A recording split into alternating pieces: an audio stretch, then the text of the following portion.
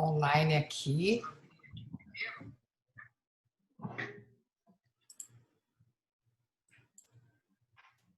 Pronto. Já tem 2 pessoas aqui esperando. Gente, obrigada.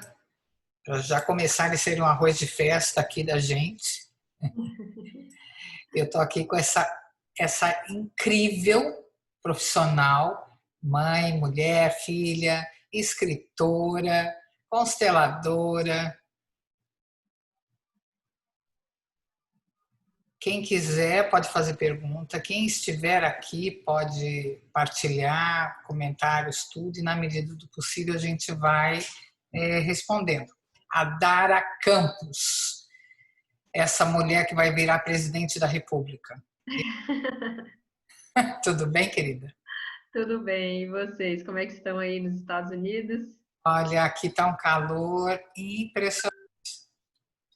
Como é que está o tempo aí no Brasil? Aqui eu tô com frio, mas eu sou mais friorenta, mas Brasília, pelo menos assim, de dia faz sol, mas de noite a temperatura baixa de uma vez, Nossa, e olha para... tem um ventinho, uma secura, mas estamos caminhando bem, né? Um isolamento mais ou menos feito. Eu tenho feito direitinho, estou no teletrabalho, só saio mesmo fazer compras, né? Coisas assim.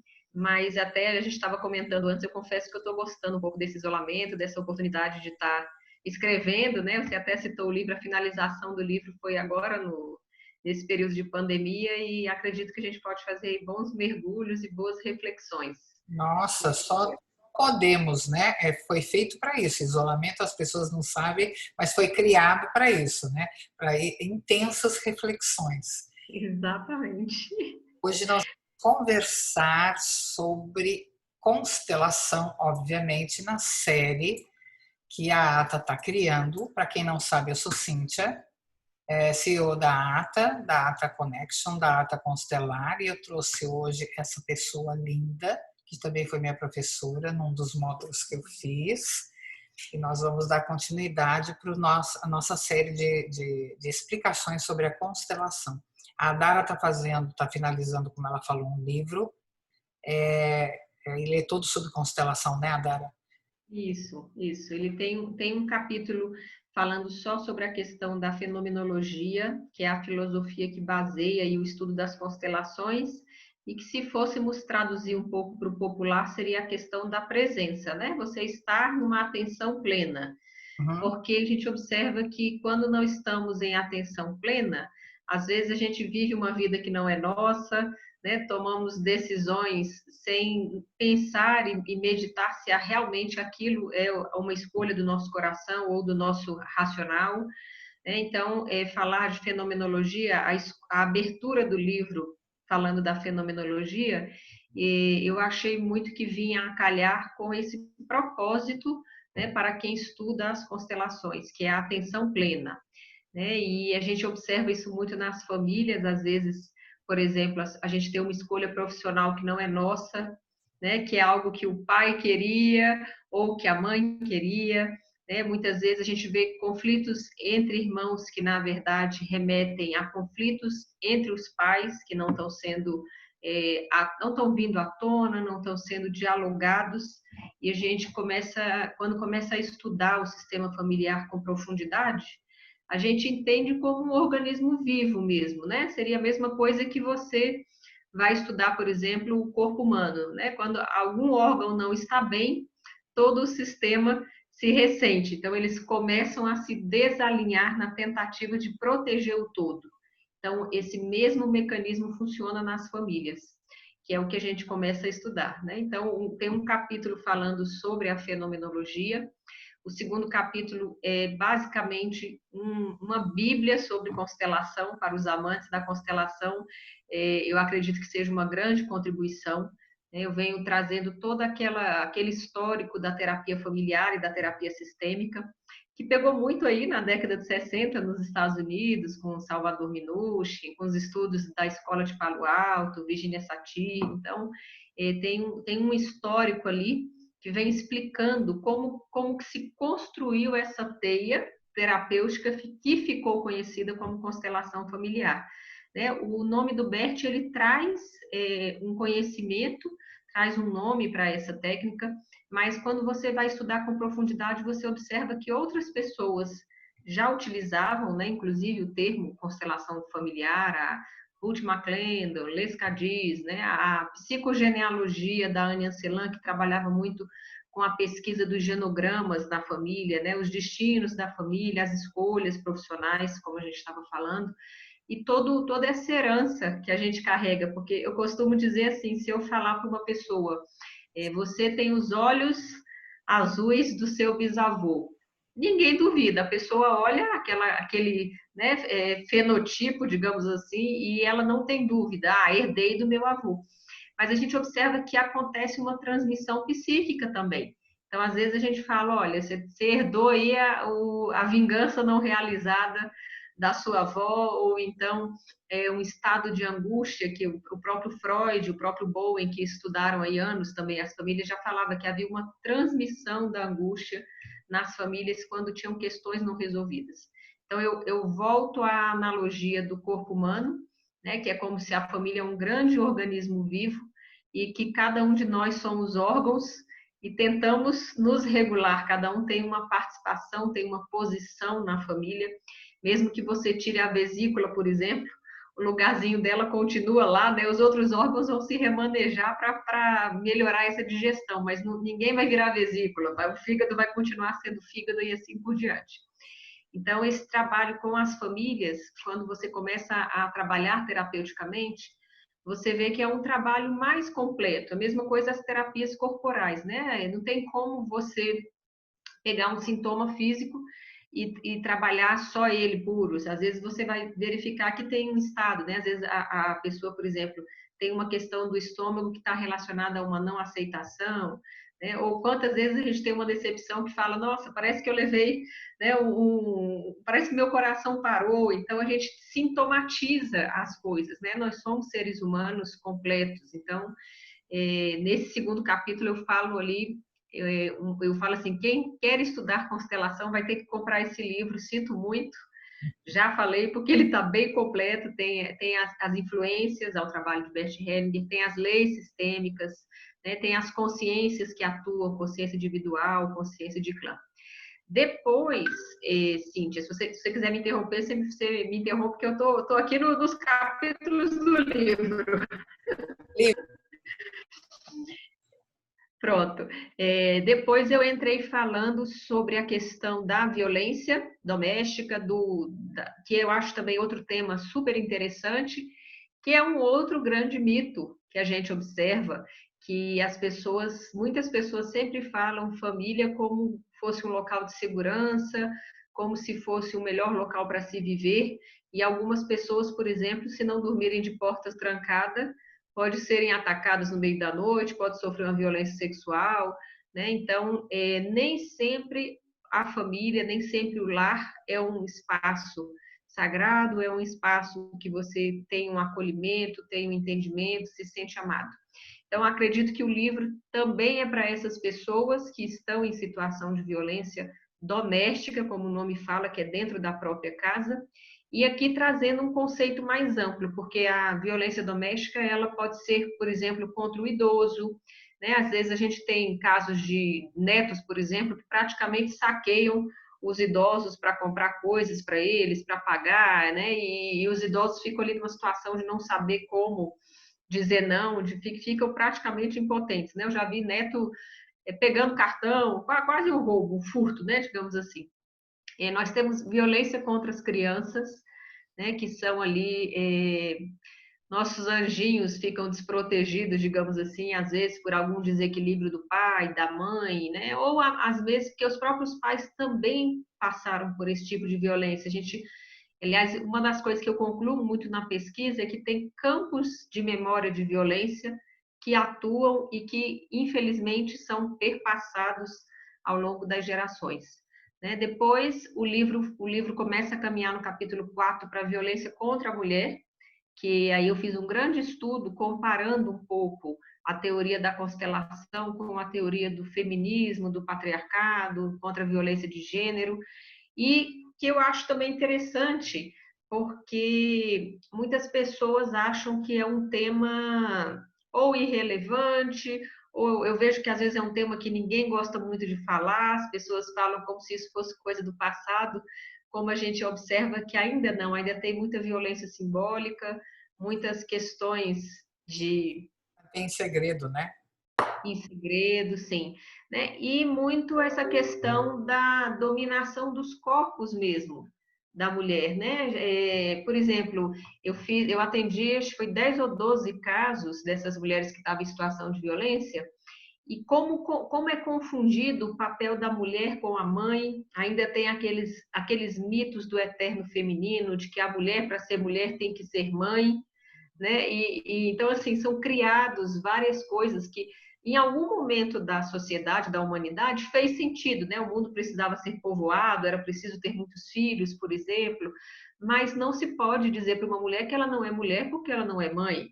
Então, tem algumas distorções, e aí eu entro um pouco também com o Foucault, quando ele fala ali da relações de poder e a questão da dominação pelos discursos, e como nós somos capturados por esses discursos, né? A maioria das mulheres que foram agredidas, por exemplo, elas falavam assim: não, mas eu não entendia por que eu apanhei, ou por que eu era agredida, porque eu era uma boa mãe, eu cuidava da casa, ou seja, ali tinha uma confusão de papéis, né? Porque assim, se você for pensar, ninguém merece ser agredido, nada vai justificar a violência por si, né? E ainda tem muita essa questão por exemplo, a divisão das cidades. Eu já vi várias pessoas falarem assim: ah, mas ela foi estuprada também, tá correndo a essa hora da rua.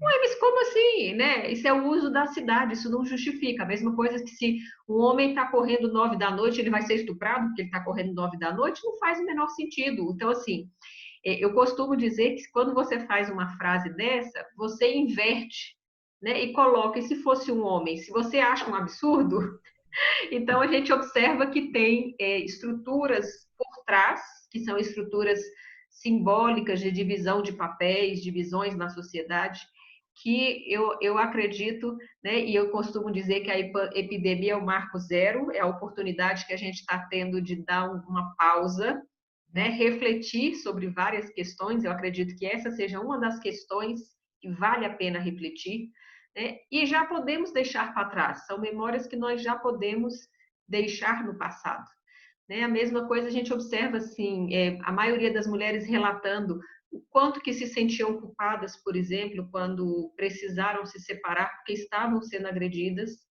como se a família fosse uma responsabilidade dela, né? Então, assim, não pode separar, mesmo que lhe custe a vida, né? Então, isso também são questões sociais que estão atuando, questões sociais, questões culturais, e algumas que chegavam a procurar outras mulheres da família, né? A mãe, a irmã, e as próprias mulheres falavam: não, não, volte para o seu marido. Imagina, o homem, casos assim, de.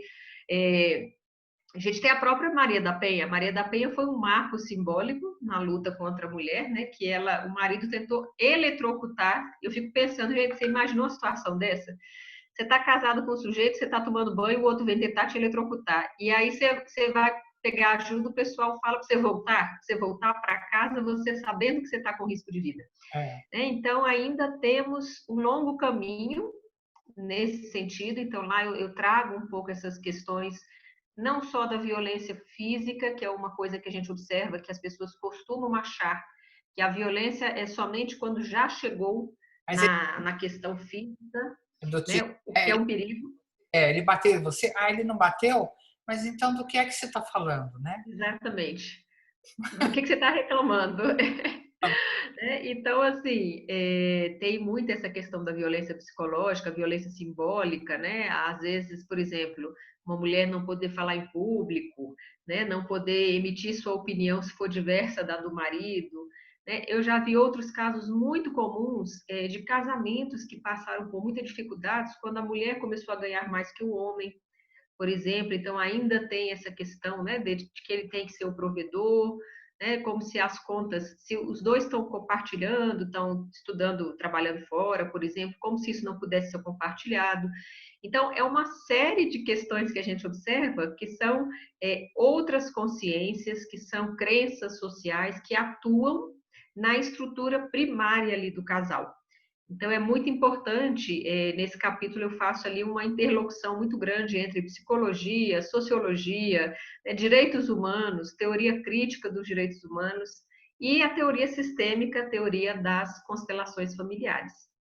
Depois, no outro capítulo, eu falo sobre o projeto, a gente criou um projeto em 2 juizados de violência doméstica, no qual foi a pesquisa em si, que essa pesquisa é uma pesquisa que eu fiz na área de direitos humanos, aqui na Universidade de Brasília, e a gente fez um pedido de autorização para que pudesse pesquisar dentro dos tribunais, já que a gente teria acesso e contato com as partes, né, principalmente nesses casos de situação de violência. Então, com os devidos cuidados, a gente trocou os nomes das mulheres que foram atendidas, eu coloquei nomes de flores, né? Então fiz ali a homenagem a elas, eu denominei de Rosa, Orquídea, Yasmin e Flora. Né? Pedi que elas escolhessem nomes de flores e cada uma escolheu o seu nome, então. E a gente faz um detalhamento desses casos, né? E ali, para quem está estudando constelação, eu acho que é muito bacana que a gente fez o relato do caso, com os desenhos geométricos, porque a gente sabe que a constelação, você vai ver ali, eu falo, gente, é matemática quase, uma trigonometria, né, espacial. A gente vai criar um modelo vivo dessa família. Né? Então, às vezes, você vai pedir para a pessoa, coloca alguém para representar seu pai, coloca alguém para representar sua mãe, e às vezes você vê ali, né, o filho no meio da relação dos pais. No desenho, a constelação é muito visível, né? Você faz como se fosse um retrato dessa família, e a pessoa, quando olha de fora aquela situação, ela mesma identifica, né, o local que ela está naquela família. Às vezes ela assusta, né? Às vezes a pessoa monta a constelação e olha assim e fala, nossa, mas eu não sabia que eu estava no meio desse angu de caroço ali, dessa confusão toda. E a gente observa um movimento também muito, muito bonito, que o Bert fala, que toda família tem uma alma, né? Ele usa essa expressão, que é como se fosse uma alma coletiva, que nós participamos desse movimento maior, que é a nossa teia familiar. Então, a gente observa como, às vezes, por exemplo, um relacionamento de casal, ele fracassa por questões que na nossa família de origem ainda não resolvemos, né, por gestaltes abertas de outras relações passadas, de parceiros anteriores. Então, eu acho o trabalho da constelação muito bonito, porque ele é muito inclusivo e ele tem uma perspectiva mais ampla. Né? Outra coisa muito bacana, não se trabalha nessa questão de procurar culpa, né? Apesar da gente estar trabalhando dentro do sistema judiciário, dentro do sistema judicial, né? O projeto ele deixa para os magistrados, para as juízas julgarem os casos, né? Os agressores cumpriram medida protetiva. A gente não juntou na mesma sala vítimas e agressores do mesmo processo. A gente juntava mulheres e homens de processos diferentes, né? E observamos também até que ponto esses homens também não eram vítimas, que eles eram muito vítimas de um sistema também muito agressor, né? Que polariza muito essa questão de que para ser homem tem que ser macho, para ser homem você tem que mandar na sua mulher. Então, a gente observa que o sistema é cruel com homens e mulheres, né? Na verdade, com meninos e meninas que tiveram uma criação muito dentro de estruturas, funções sociais, papéis sociais muito definidos, como certo, como errado, e a gente fala que se esqueceram do essencial, né? Que é o encontro com o outro, que é a partilha que a gente tem numa relação de casal, né? Que é aquela questão que não tem um modelo certo de relacionamento, tem um interagir entre pessoas. Então, esse capítulo é toda essa descrição dos casos. E no meio dos casos, quando a gente vai observando emaranhamentos sistêmicos ou atuação de alguma lei sistêmica, a gente fez umas caixas de diálogos. Então, para quem está estudando constelação, eu digo que ele está assim, bem, bem generoso para quem quiser se aprofundar nesse estudo das constelações.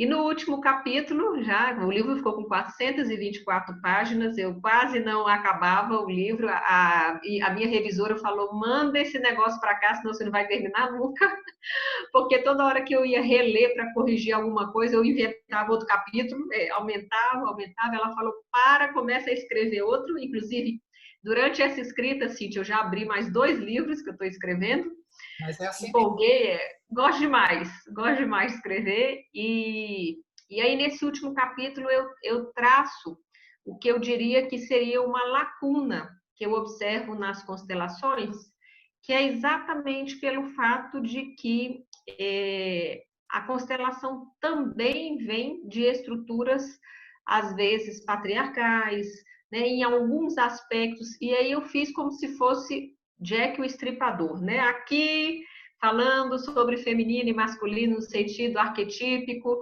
né? Há por exemplo, assim, um comparativo com o estudo do Jung. Então, a gente vai fazendo um comparativo, né, com o que se assemelha cada parte e qual a parte que a gente considera, por exemplo, que às vezes tem lacunas, como, por exemplo, a questão das relações homoafetivas, né? Quando se coloca, por exemplo, assim, tudo no mesmo saco, né? Bissexual, homo, como se o Bert traz um comparativo como se fosse relacionado com algum excluído, sem especificar, né? Na verdade, toda essa parte de orientação, né? Que a pessoa tem, toda a parte afetiva mesmo. E aí, nesse caso, eu sugeri um estudo mais profundo nessa questão que eu não pude fazer nesse livro, porque senão ia virar 1000 páginas, não dava tempo, né? Então, eu me ative à relação homem-mulher, até porque os casos que foram constelados foram trabalhados em cima desse recorte.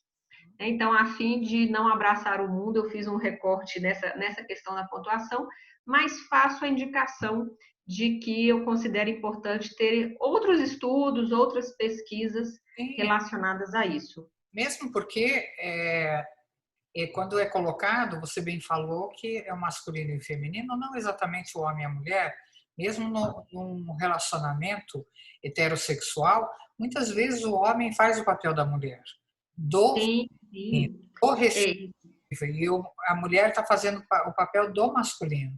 Então, à primeira vista, isso foi enfocado, e é importante que as pessoas entendam isso.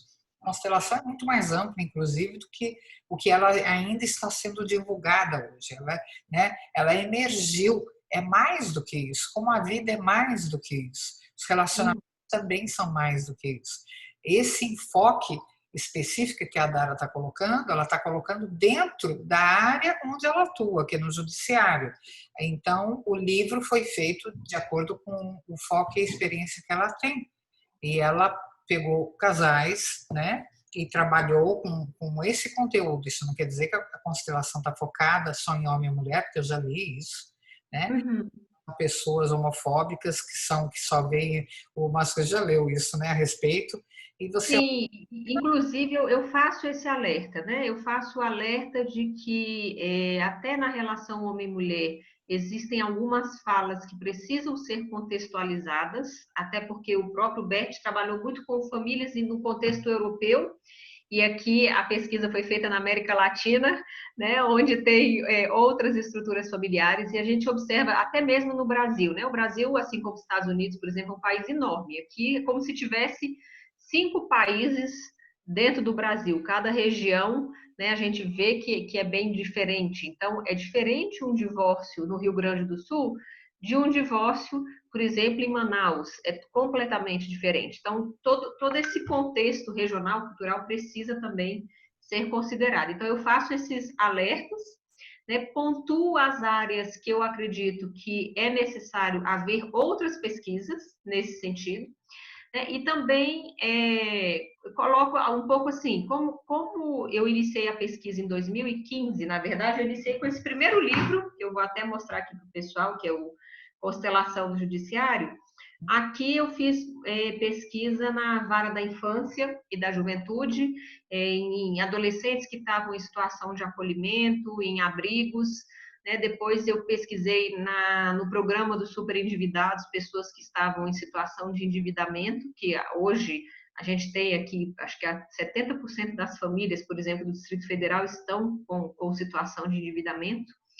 Depois pesquisei um pouco na vara criminal e na vara de família, órfãos e sucessões. Então, eu tenho uma pesquisa bem ampla em várias unidades, né, judiciárias. Então, desde processos que passam por herança, inventário, disputa de guarda, alienação parental, divórcio, união estável, né, passando até processos que chegaram na área criminal e também nesses últimos casos da violência doméstica. Então, eu trago um pouco um comparativo ampliado, né, com uma visão, eu digo assim, sem romantismo sobre a constelação. Acredito que a minha obra vem para contribuir muito nesse sentido, né, porque eu vejo assim, como a constelação ela é uma terapia muito efetiva e ela realmente traz resultados que às vezes nos deixam muito entusiasmados. Algumas pessoas começam a querer aplicar como se fosse, eu até botei aqui no livro uma expressão que a minha avó utilizava, que é assim, garrafada de interior. Remédio para todos os males, né? Tá com câncer? Toma uma garrafada. Quebrou a unha? Toma uma garrafada. Então, como se tudo fosse ser resolvido com uma constelação. E a gente sabe que isso não é verdade. A gente sabe que ela dá, digamos assim, um grande passo numa terapia, numa psicoterapia. Digamos que você está num processo de psicoterapia, né, e engancha, não consegue superar, por exemplo, alguma questão com a mãe ou com o pai, ou tem uma questão com seus irmãos que você não evolui, aparece quando a terapia está andando em círculos, digamos assim. Então, a gente faz uma constelação e dá uma grande ancorada, uma grande ampliada, uma conscientizada muito boa. Né? No judiciário, eu tenho uma percepção assim bem diferenciada, que na verdade nós temos que trabalhar a constelação não como terapia, mas como uma política pública mesmo, como algo que vai ser como se fosse ou uma pré-mediação ou um círculo, digamos assim, de uma escuta, de uma comunicação não violenta, né? Ou trabalhar alguns espaços de fala que na audiência, às vezes, a parte só de você chegar lá o juiz está sentado mais alto, o Ministério Público do lado, né, o agressor na frente, então às vezes a pessoa não consegue nem falar. Né? Então, ter essa dinâmica, que no final até eu faço uma sugestão de trabalho em nível judicial, que eu denominei de círculos sistêmicos, né? Que seria, na verdade, um ano de acompanhamento para essas mulheres que estão em situação de violência e para os homens que estão em situação de agressividade. A gente fala em situação porque a gente acredita que a qualquer momento isso tudo pode mudar, né? Mas sem perder de vista que para sair de um ciclo de violência, às vezes a gente demora um pouco mais do que a gente deseja. Então, em respeito a esse humano que às vezes está ferido, né? Está machucado, está ressentido. E para os que estão nos assistindo, eu gosto de sempre transformar o nosso espaço de fala em algo mais prático, mais real, né? Então, eu convido vocês hoje a pegar um caderninho, pegar um lápis, né, ou uma caneta e anotar, lembrar, né, fazer uma respiração, fazer uma meditação, lembrar quando você era pequeno, quando você estava numa idade, digamos assim, vulnerável, que você não conseguia falar por si, né? Se na sua casa teve alguma fala, ou do seu pai, ou da sua mãe, que te inibiu, ou então do seu irmão, né? Ou de alguém da família. Às vezes a gente tem muitas pessoas que passam situação de violência por tios, por irmãos dos pais, né? Ou sobrinhos, e muitas vezes isso nos marca muito, e por ser pessoas que nós amamos ou éramos da nossa confiança, a gente tem uma tendência a não falar sobre o assunto, né? E aquilo vira,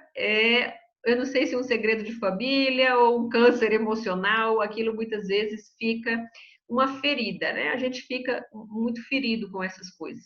Então, às vezes, poder escrever sobre isso, né? Ah, eu me senti rejeitada, eu me senti violentada, eu me senti perseguida, né? Colocar isso para fora, né? Trazer isso um pouco às claras. Né? Se a pessoa estiver com uma terapia ou terapeuta, né? Temos aqui eu e a Cíntia como terapeutas, quem quiser pode nos chamar que a gente faz esse atendimento, né? Hoje em dia tem o Zoom aí para atender, para falar, né? Mas se a pessoa não quiser, procurar um amigo, procurar alguém da confiança que possa estar compartilhando, digamos assim, esse incômodo. E o que a gente observa é que essas memórias do passado, quando a gente não fala ou não traz à tona, não escreve, eu gosto de escrever porque parece que clareia bastante o pensamento, né? Se a gente não fala, ela se torna ali um fantasma, né? Muitas vezes Nó nos invisível, incomodando, é o nó invisível que fica ali incomodando, né? é, né? E muitas vezes nós trazemos esses conteúdos não elaborados para as outras relações. Então, a gente observa, por exemplo, às vezes, digamos, uma mulher que está numa relação com um homem e ele faz algum gesto. Eu lembro que tinha uma moça que fazia um gesto, depois ela foi lembrar, na verdade, quem fazia aquele gesto era o tio dela, quando ia dar umas palmadas nela injustas, digamos assim. Então, aquilo aciona uma memória, né? E às vezes a pessoa entra num campo ali de reatividade ou começa a se sentir agredida e já começa a agredir. Então, muitas vezes nós entramos em outras relações de violência porque temos essas memórias de violência não resolvidas, não diagnosticadas, não conscientizadas. Então, eu vou deixar de exercício, de dever de casa, para quem está assistindo a live ou para quem vai assistir futuramente. Isso.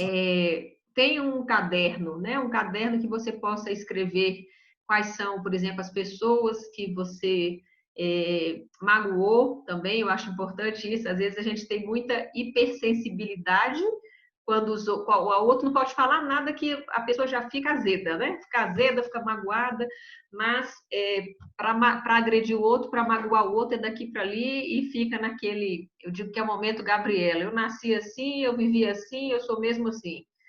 Mas, de qualquer maneira, é observar, coisa de você observar sem medo aquilo que você está Uhum. sentindo. Esse é o Uhum. cura de qualquer coisa, na verdade, né? Abre a portinha, escrever, que eu acho fantástico, eu também escrevo tudo, anoto, porque eu acho que você materializa um pensamento, um sentimento. Você dá forma quando você coloca aquilo na escrita, né? E você pode reler aquilo que você escreveu. Eu acho fantástico, eu também utilizo muito. Mas em relação a tudo, às vezes é um sentimento, às vezes é um ressentimento que você guarda, Uhum. né? Às vezes é uma dor que você não consegue lembrar direito, às vezes, qualquer coisa não está fluindo bem, né? Faz você engatar a ré de vez em quando, né?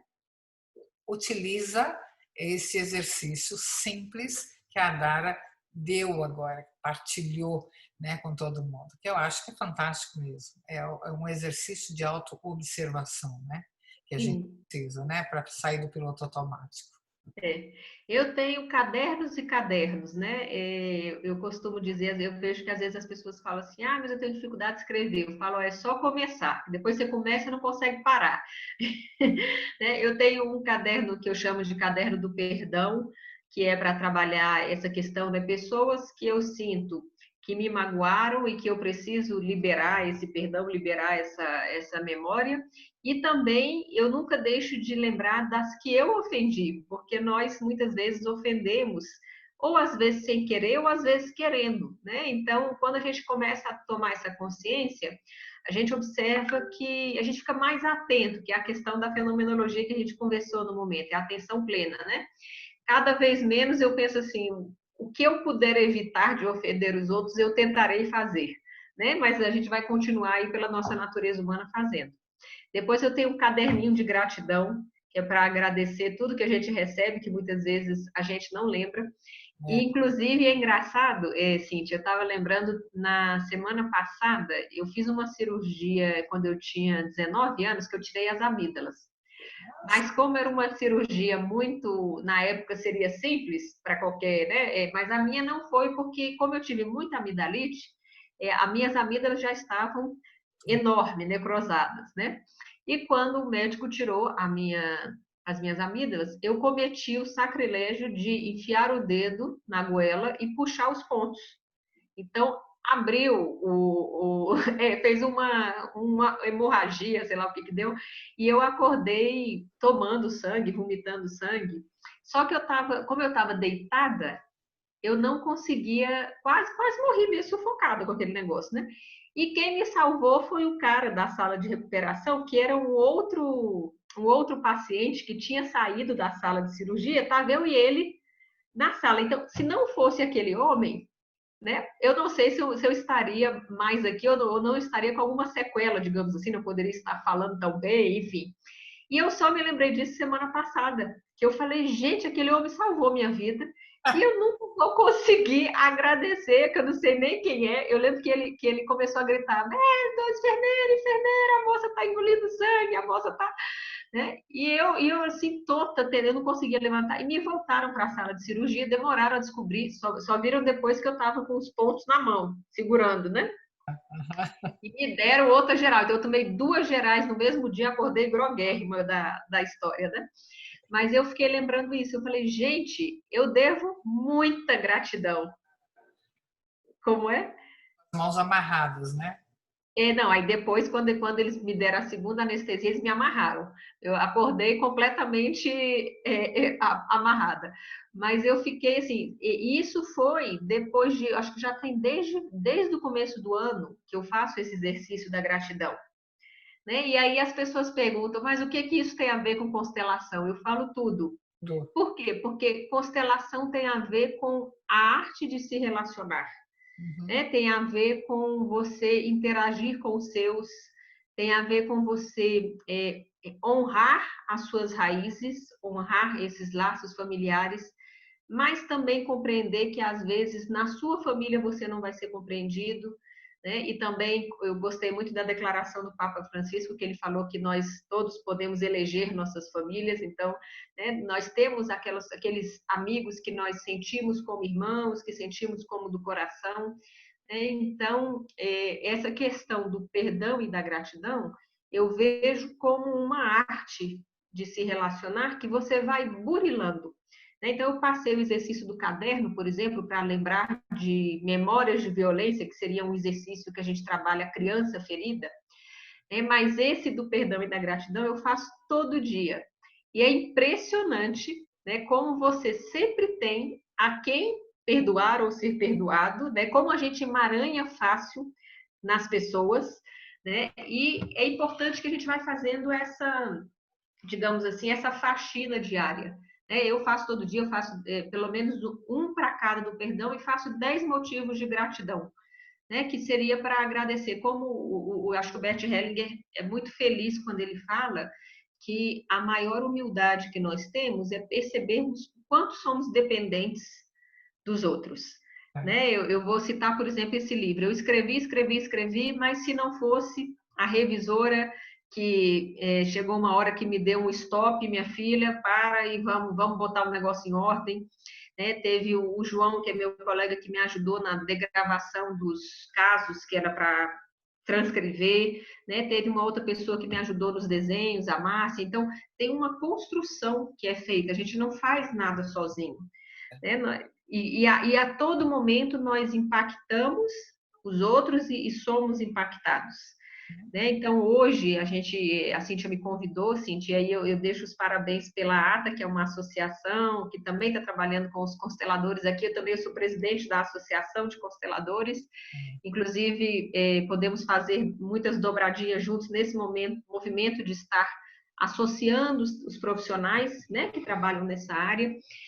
Mas também eu vejo assim a importância de deixar esse recado, né? Se a pessoa está dentro de casa e dentro de casa ela não se sente seguro, então algo errado no reino da Dinamarca, né? Não precisa ter pressa, não precisa fazer nenhum estardalhaço, mas esse primeiro movimento da atenção plena, da consciência, é o mais importante, né? De às vezes perceber, né? Eu gosto de uma outra pergunta que seria assim: aonde eu quero estar daqui a 5 anos? É com as pessoas que eu convivo hoje, né? Porque se não for, então como que vai ser? Como que vai ser esse caminho?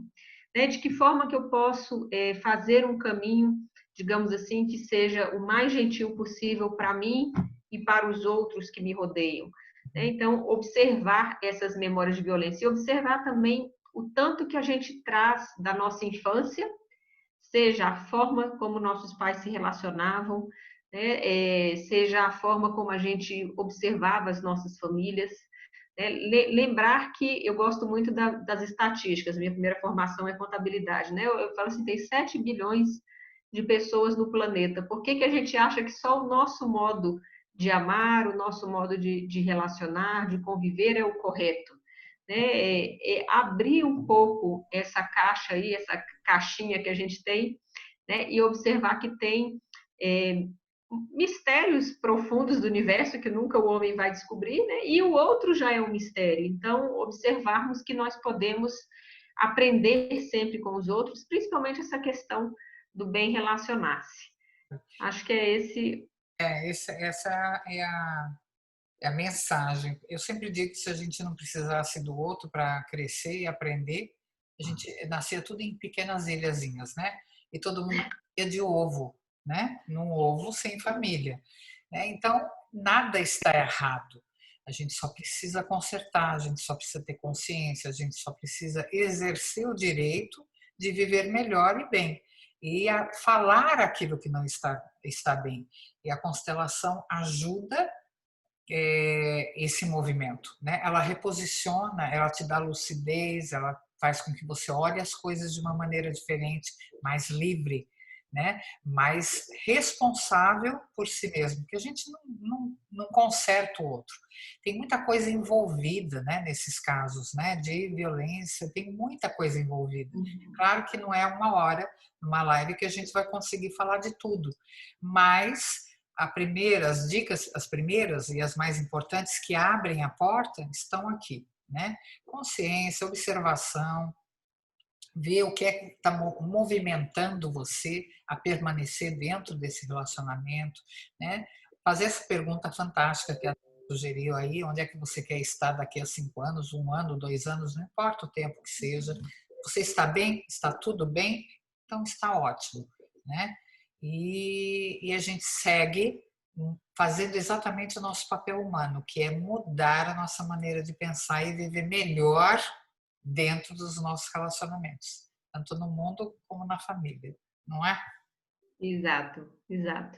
E para quem não conhece o trabalho das constelações, né, eu acho importante esclarecer que ela é uma terapia breve, né, ela não substitui a psicoterapia. Então, por exemplo, em nenhum momento as pessoas devem confundir, né, até porque a constelação familiar ela tem uma formação específica.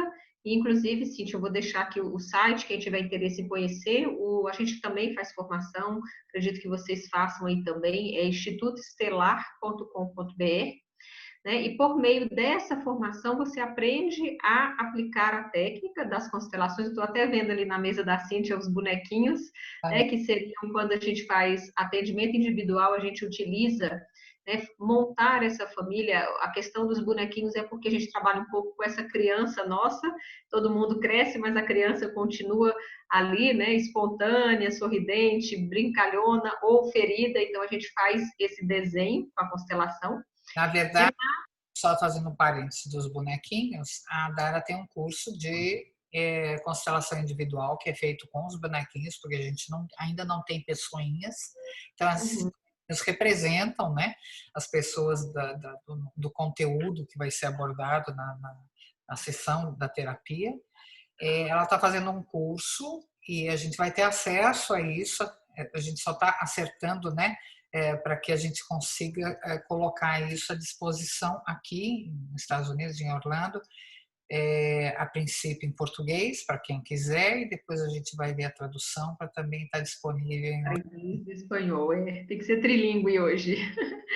Tem um curso de constelação com bonecos, que é para ensinar a fazer esse atendimento individual, né? Que ali a Cíntia tem ali na mesa, por exemplo, né? Os bonequinhos, que seria montar essa família. O termo constelar vem de uma palavra em alemão que significa colocar a família, posicionar a família.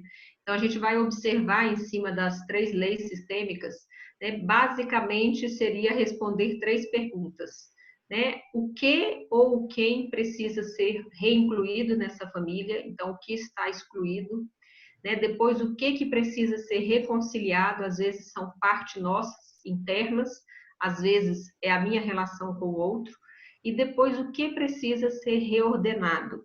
A gente deu o exemplo, por exemplo, de às vezes filhos se miscuindo na relação dos pais. Então a gente faz uma frase bem generosa, né, que é: me permita que eu seja apenas o filho, me permita que eu seja apenas a filha, por exemplo.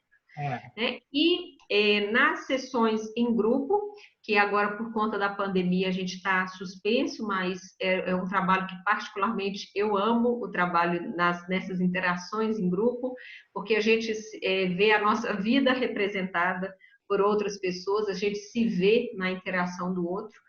Geralmente aqui no Instituto Estelar a gente fazia uma vez por mês encontros que eram sábado o dia todo, e a gente fazia ali de 6 a 7 constelações, uma seguida da outra, interações, e as pessoas choram juntos, se abraçam juntos, compartilham esses sentimentos, essas emoções, esses dilemas que a gente observa. E o trabalho de grupo é muito bacana porque você se vê muitas vezes a angústia do outro, né? E vê que muitas vezes você passou por aquilo. Por exemplo, às vezes a gente tem uma situação de uma separação de casal, uma pessoa vem trabalhar um tema desse, né? E tem pessoas que no mesmo grupo às vezes estão passando por esse mesmo momento, ou que superaram esse momento, tem aqueles que já passaram e têm anos e vão fechando ali essas questões internamente. Então, assistir, por exemplo, a constelação de uma outra pessoa também é uma vivência muito bacana, é uma partilha muito intensa, muito rica, porque você trabalha questões suas ali de camarote. Eu costumo dizer que tem gente que constela mais sentado na cadeira assistindo do que interagindo em si e fazendo essa constelação. E estamos também com outro curso que a Cíntia também vai estar fornecendo aí pelo ato, em parceria com o Instituto Estelar, que é o Constelação no Judiciário, que tem aí também, são 8 ou 7 módulos, que falam também das dinâmicas principais da constelação, e depois tem algumas aulas bônus. Eu fiz uma aula bônus daquele filme da Malévola, Cíntia, que é uma delícia, eu gosto muito, que é um de narrativa terapêutica, narrativa sistêmica. O outro, aquele Viva a Vida é uma Festa, que também é um que fala muito dessa questão da influência da família, dos costumes, dos antepassados. E temos também estudos de caso voltados para essas questões da justiça, mas que as pessoas falam assim, só para quem é da área. Eu falo não, porque, por exemplo, se você já se separou, você já teve uma questão dessa envolvida, ou às vezes a gente cita casos de adoção, casos de inventário, herança, disputa de guarda, divórcio. Então, a gente vai falando o olhar sistêmico sobre essas questões humanas, né? Falar de constelação é a gente falar desse humano, falar das interações e dessa teia de relações. É autoconhecimento. Na verdade, a pessoa não precisa fazer um curso de constelação porque ela vai se transformar num terapeuta.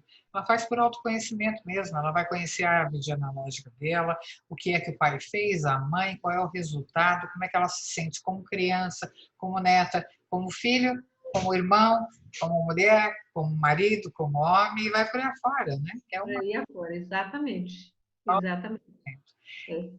Vai fornecer, não é hoje nem amanhã, é algo que está em pauta, porque a gente está vendo como isso vai funcionar, certificação internacional. Então, a gente vai poder fazer uma parceria, né, para que isso aconteça e tenha uma certificação aqui, nos Estados Unidos.